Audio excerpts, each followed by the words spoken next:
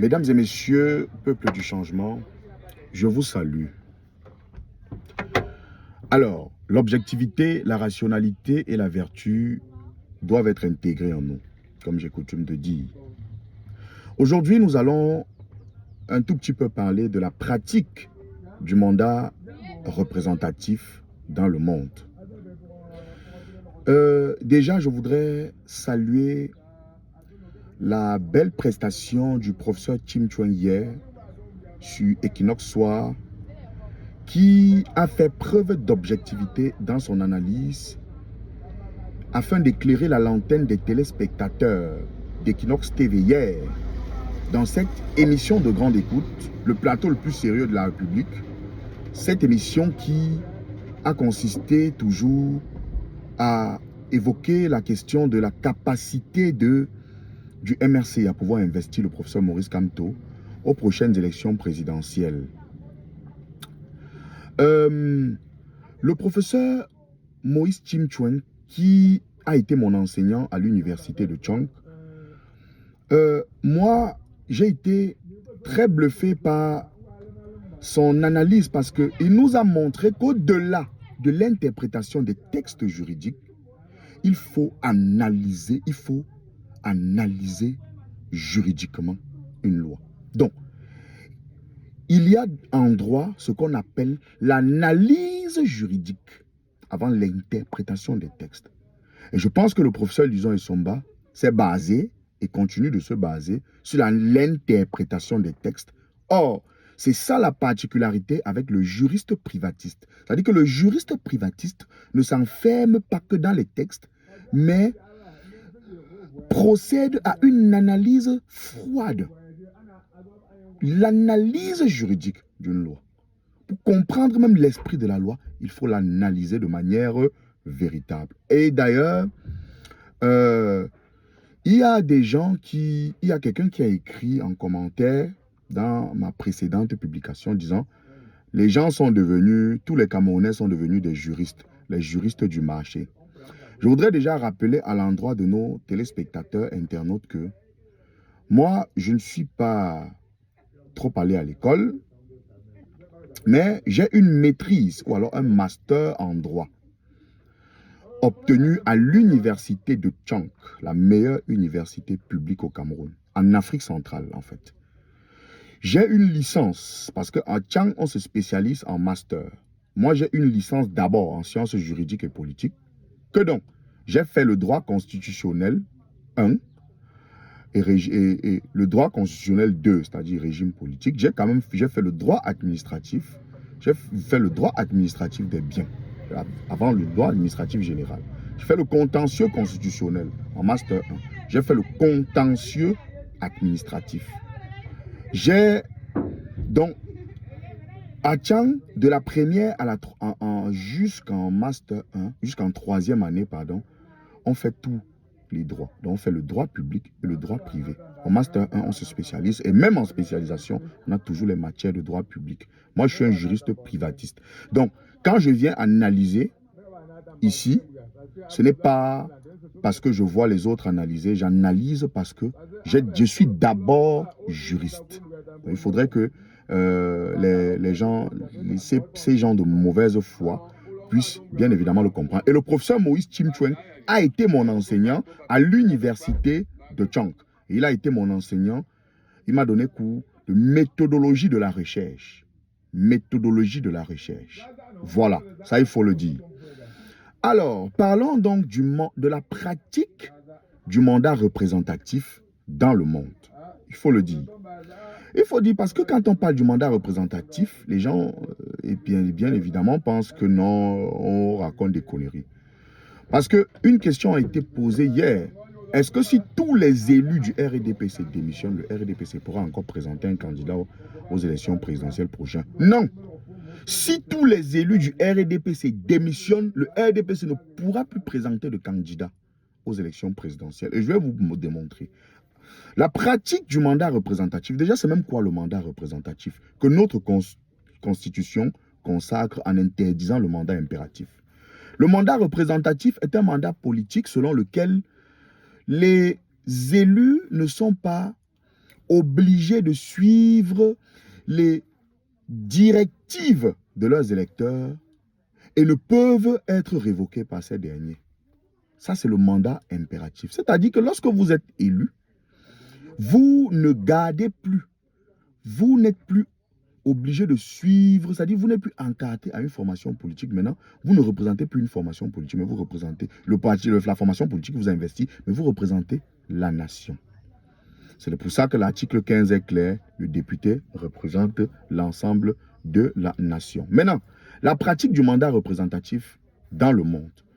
Le rapport de la commission de règlement des immunités des affaires institutionnelles du Conseil de l'Europe.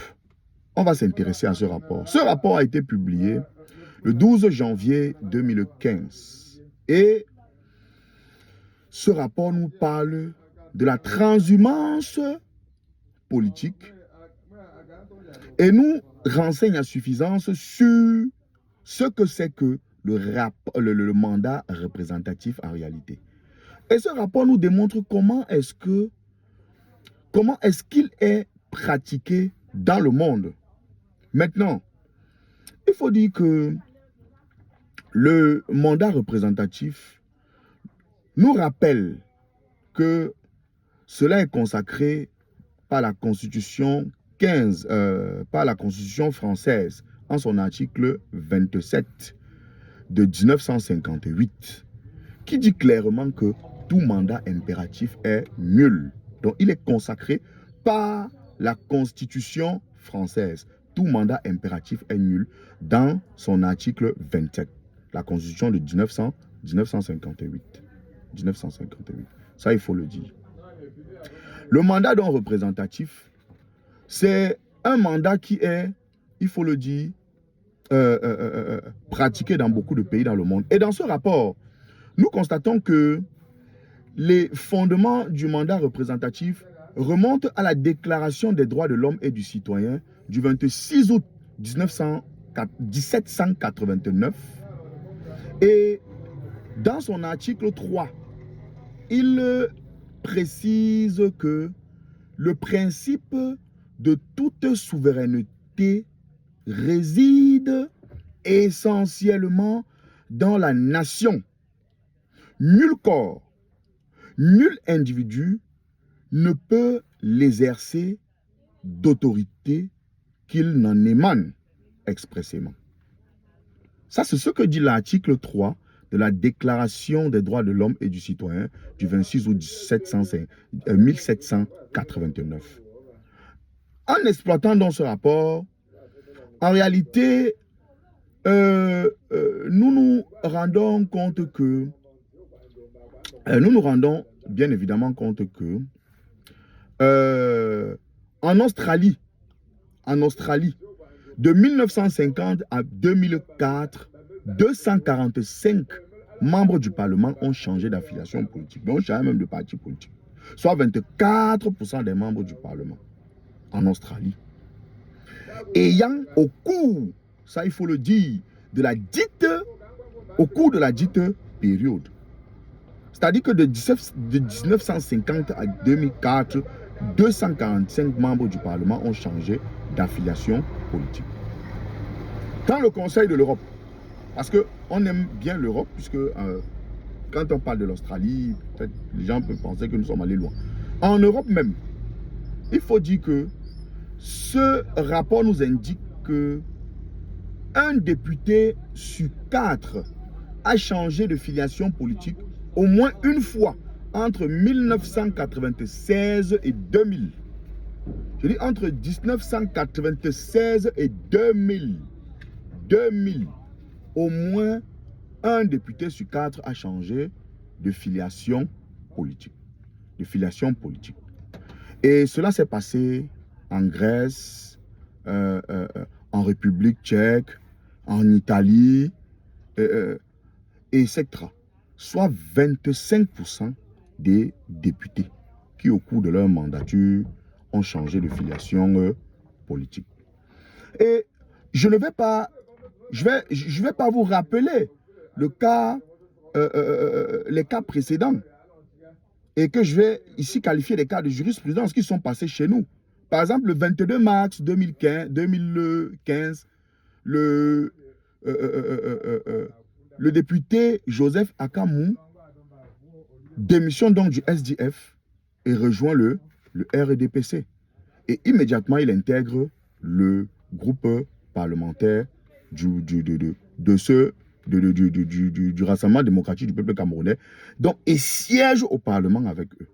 Et le 5 octobre 2019 même, le député Oscar Edimon Doumbé, vous le savez très bien, intègre le groupe parlementaire, démission du SDF et intègre le groupe, et démission du SDF, rejoint le RDPC et intègre le groupe parlementaire du RDPC.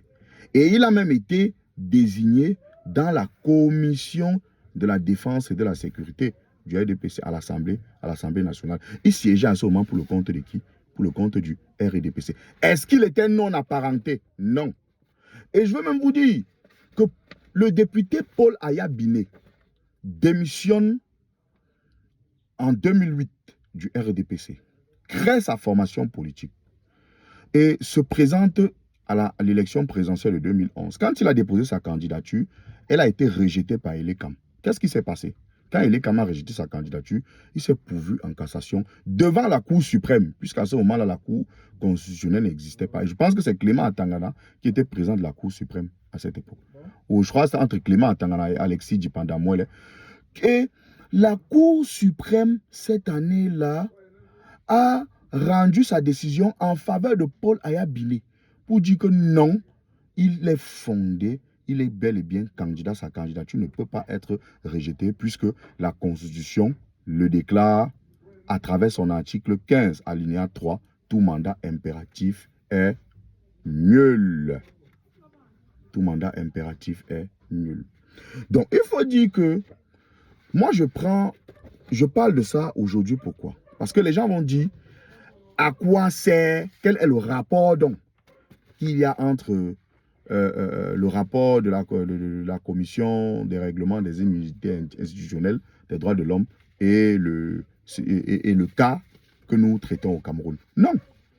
Je prends ce rapport du Conseil de l'Europe pour dire que je me base dessus pour dire que dans le droit comparé, parce que dans le droit comparé, vous savez que dans le droit comparé qui est déjà quoi? Qui est une discipline qui étudie et analyse les différents systèmes juridiques des pays du monde. Et il examine les similitudes et les différences entre les lois, les institutions juridiques, ainsi que les pratiques judiciaires de diverses nations. Donc, en vertu du droit comparé, je suis en même de me référer à la commission, au rapport du Conseil de l'Europe pour bien évidemment expliquer cela. Et pour la bonne gouverne de nos téléspectateurs internautes, je vous ai parlé du droit comparé et je vous parle bien, je vous dis que le droit comparé ici, parce que je me base sur je me réfère au droit comparé. Mais je vais vous expliquer un peu ce que c'est que le droit comparé. Le droit comparé a des objectifs. Et les objectifs du droit comparé, entre autres, sont la compréhension des systèmes juridiques. Il aide donc ici à mieux comprendre comment les principes juridiques, comment il faut le dire, les principes juridiques sont appliqués dans divers contextes juridiques et même dans divers contextes juridiques et politiques. Et comme autre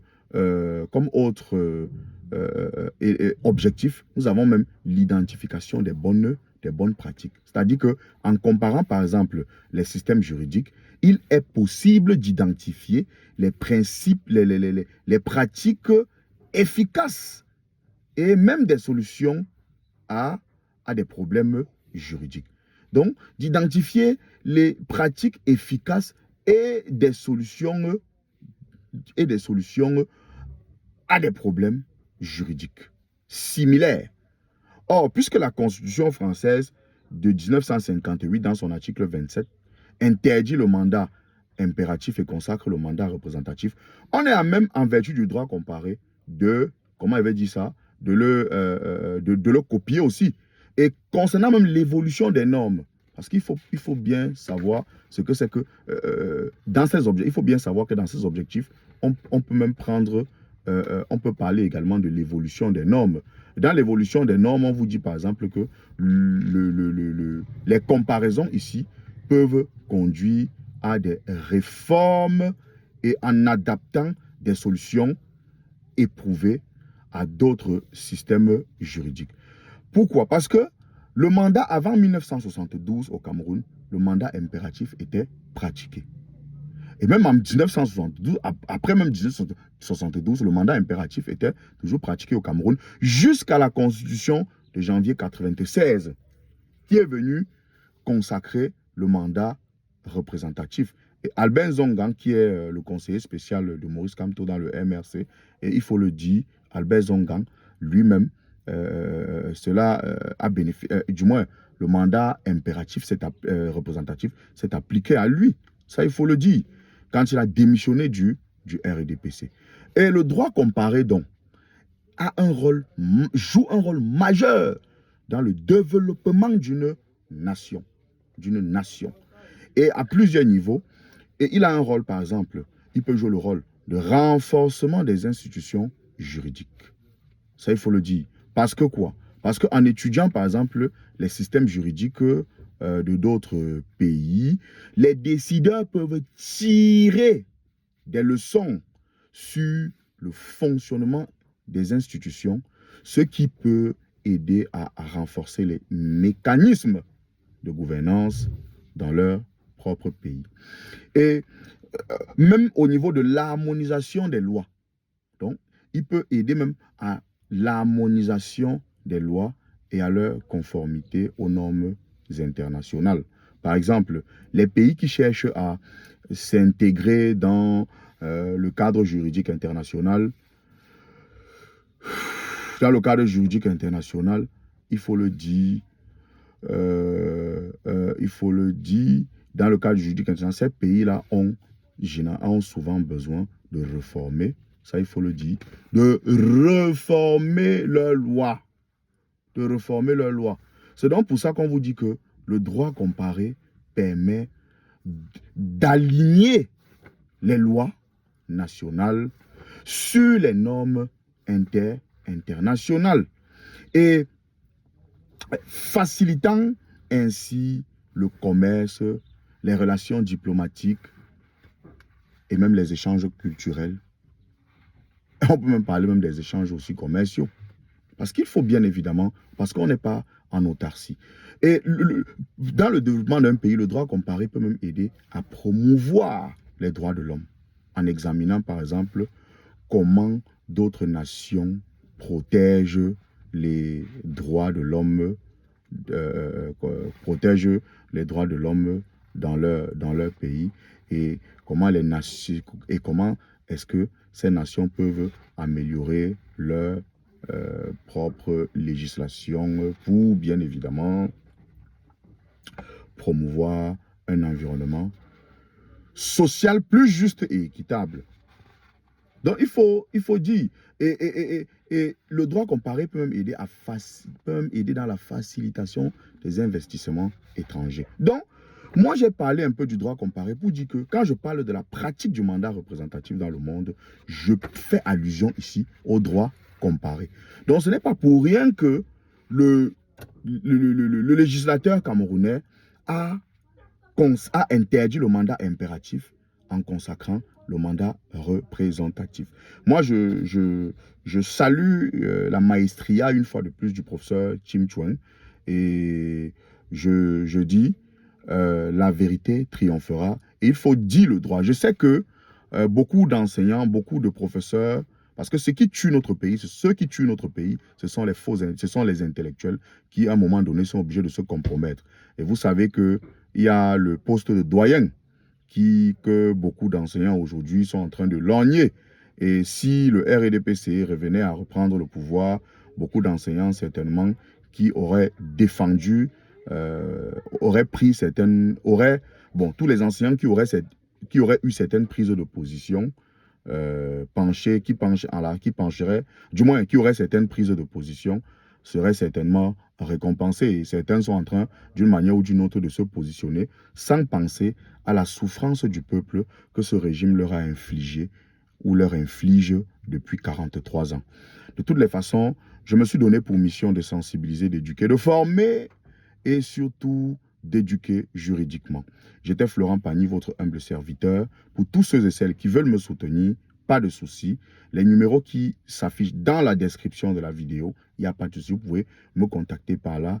Et honnêtement, je serai très ravi de bénéficier de vos conseils, de votre soutien. Et voilà. J'étais Florent Pagny, votre humble serviteur. Que Dieu bénisse notre pays, le Cameroun. Bonjour.